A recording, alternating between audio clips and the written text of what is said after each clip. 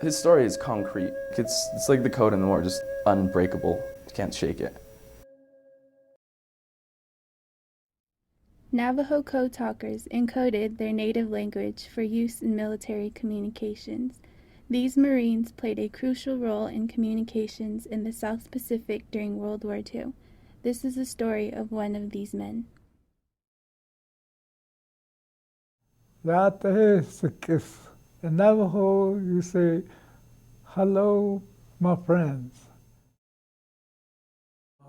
Tuditini, Singado, Vitani, Vasichin, this is Sunny, that's another.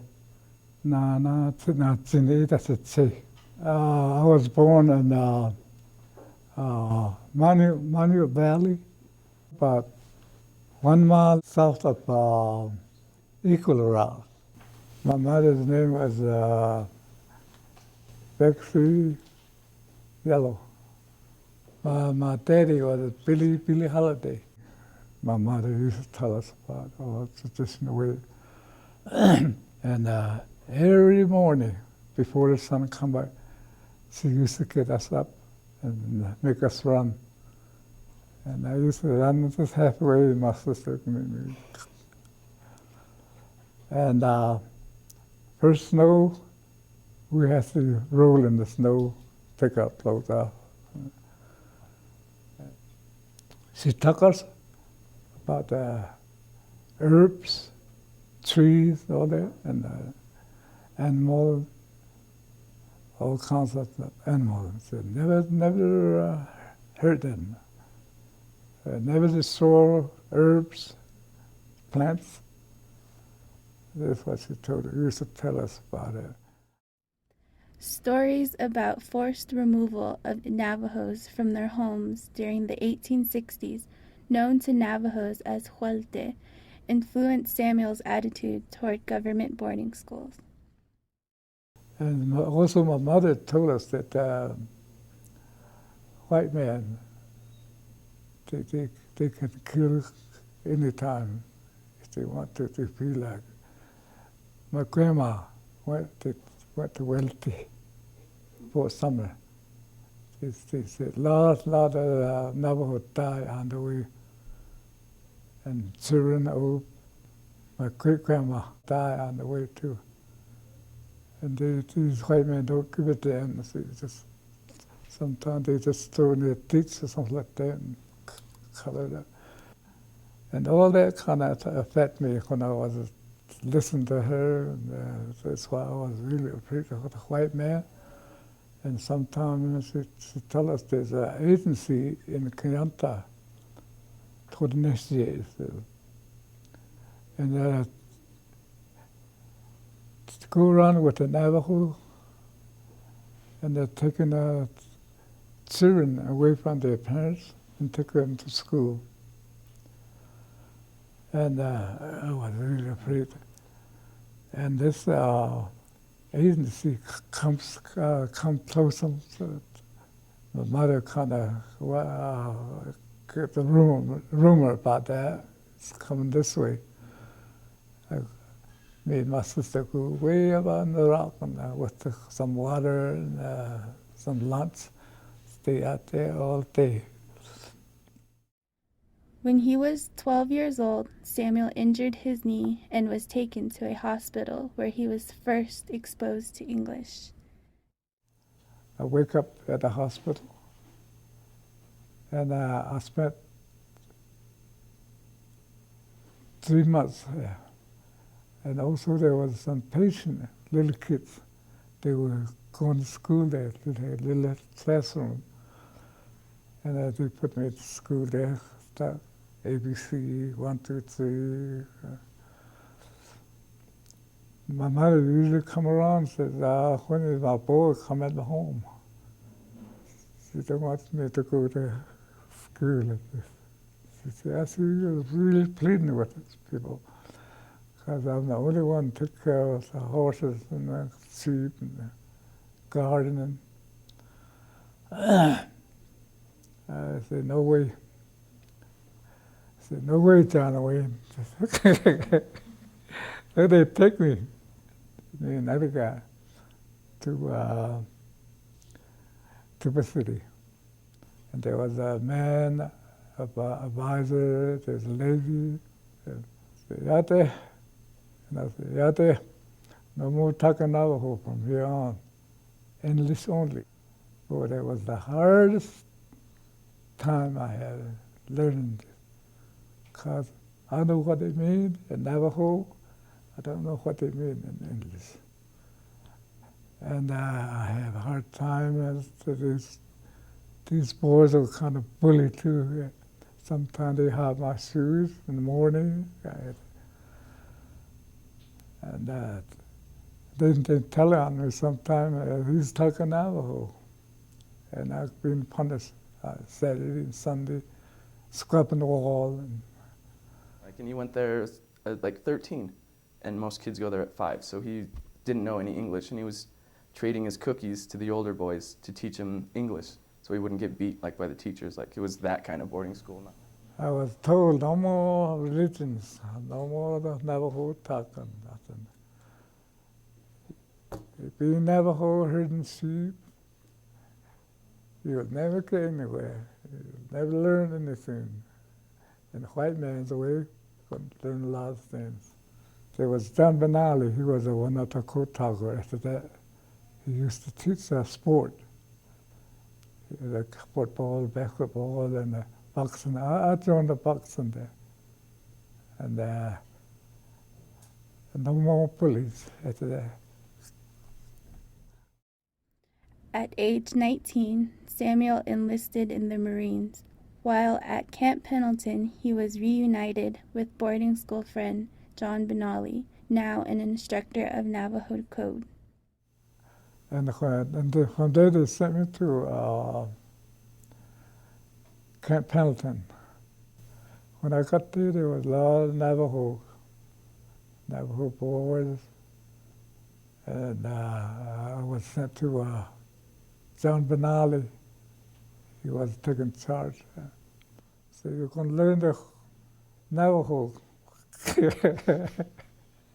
Like, his achievements, he wouldn't even say they were like really his. It was just duty. Like, of course, like, he would go like enlist in war, like wake up 2 hours earlier than every Marine to learn a language, and then create a code in a language that like he was supposed to have forgotten as a child. In classroom, they kind of lock the door and steady in there. And we were told never talk to anybody out there about what they're learning. If you find out you're talking to somebody about, they're going to put you in a brick until the end of war. That's how secret that message was. Samuel served in the 4th Marine Division from 1943 to 1945. He saw action on Iwo Jima, Marshall Islands, Roy Nemore, Saipan, and Tinian. When we hit the shore, we were looking out there. They start slaughter hole, cell hole. Some Marines run over there.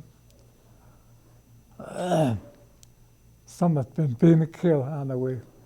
A lot of them being killed on the shore.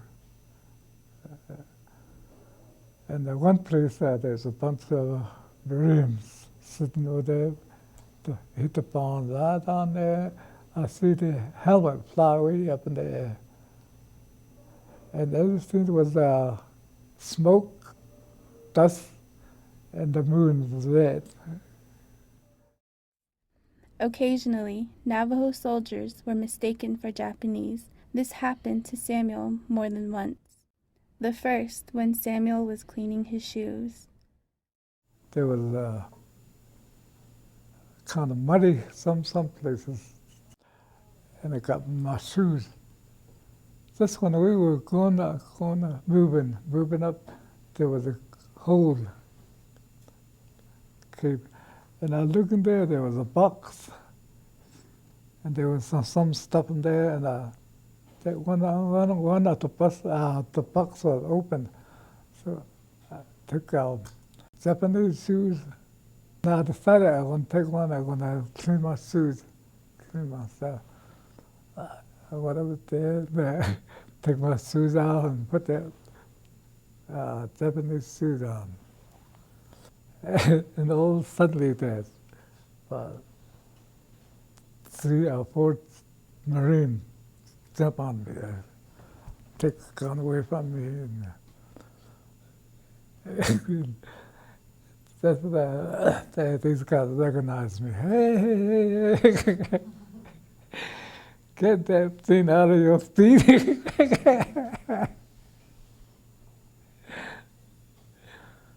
It was my mistake, I think. Another case of mistaken identity. I decided I wanted to wash, so I took my clothes off. And all of a sudden, I felt something in my back. Look out there, it was a Marine. He had bent neck. I told him I'm a Marine. And says, get out of there, Jack. Just had to raise my hand and push me to where the prisoner. So pushed me that way. By that time, one of my own outfit came. Hey, it's a man. So I was free then. As a code talker, Samuel used his language to gain an edge over the Japanese. I was told that I'm going to find out where the Japanese artillery were. This scout is on ahead of us. This motion us go on. Finally, he spot where the Japanese artillery is. And I talked to there's another Navajo with the artillery. I took a message. And I told they said where the artillery, Japanese artillery were. Yeah, he wrote a message to me, for me to send back to artillery. A couple cards, I could go to that's what I said. On the target. Yeah, that's all. Only a few words, done the damage. Because the kids asking questions, like they'll ask, like, how many people did you kill at war? And like the teacher's like, no, don't answer that. And he's like, well, I'll answer it. Like I was a radio man, and my breath like gave exact camps, like locations. Like I honestly couldn't tell you how many people I've killed. About 2 or 3 days later, we were over there, and they were sent back around these big guns, some in the line sight way, and there was Japanese. I got some kind of feeling, you know, and so my mother said, "Don't kill him," but this is for something. Traditional teachings influenced Samuel throughout his military service and duties as a code talker. From the beginning, when I was a small boy, I had to obey my mother, my sister, and I got to do what to do, being told to do. And I think that's my job too, in the war. So that gave me strength to that. Not really afraid, but so I got to do that. I'm gonna fight. I got to fight. So I think then also the songs, the prayers that I was learned a little bit from my mother, and they give me the strength to win. Samuel was honorably discharged in 1945. Upon his return, he was met with the same racial prejudice that he had dealt with before the war. We were told that never talk about the Japanese and the Navajo Code in the war. that you can use it in the war. Never. We might use it again. I was told. So we got all about it. When I was wearing civilian clothes, when I came to Flex there, the evening I turned upon a room where I can sleep. And no more, it's full. There was in a town, been walking around. So found nothing, so I went down the south side where Spanish. One place I found out they gave me a room to stay. And this morning, I went out to town again. I want to eat. I want a question. It says, white man only. So I walk around, nothing. They've been doing that for a long time, so just nothing to me. Sometimes I go hobo jungle. They are really good too. They stay with their hobos. Samuel held various occupations, including serving as a foreman at the Peabody coal mine through retirement. Like there's just so many other things like that are amazing about him, like him being a medicine man, like was a police officer, preacher, like worked Peabody, like through retirement. Just there's a lot of the history here in America that he's like was humbly involved in. When I was sheep herder, and I do a lot of things for my mother, I learned to be obey. Then when I get a job, somebody give me a good job, I do my best because it's my responsibility to do that. Samuel's family reflects on what makes him more than just a war hero. A lot of the stuff that I've learned through my dad, Sam. You know, he's my hero. He's everything to this community. He is the hero to the entire United States of America. We went to Winter Rock Fair, and they had all the code talkers there in the parade. They were all marching, and I think that was my first time I really thought, oh my God, you know, this is kind of special, you know. But my dad is dad. He's my daddy. And him being a war hero and everything is just a plus. My dad did everything. He built our home, he fixed the vehicles, he went hunting, he provided for everybody. He was a medicine man, he preached, so basically he kept us together and provided for what he could do for the family. And he's like our rock. A visit to Ground Zero offers opportunity for renewed Navajo and Japanese relationships. My daughter and I went to New York, where they destroyed the two Twin Towers. There comes the tourists, Japanese. They come in, a bunch of them, and they stopped right by me. And a young boy came over to me and hugged me like that. He hugged my dad. He goes, thank you. And he goes, you're a Navajo Code Talker? And my dad goes, yes. He goes, thank you. Because of you, I have my grandpa and my dad, you know. And Dad was all teary-eyed. He goes, I thought they would hate me.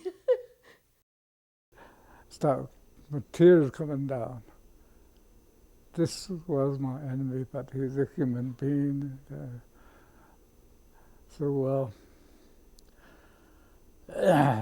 That's when I first met again Japanese, first time in peace. Akutela. That's my story. 100 years from now,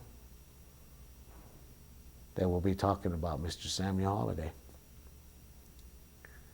And that's a hero right there.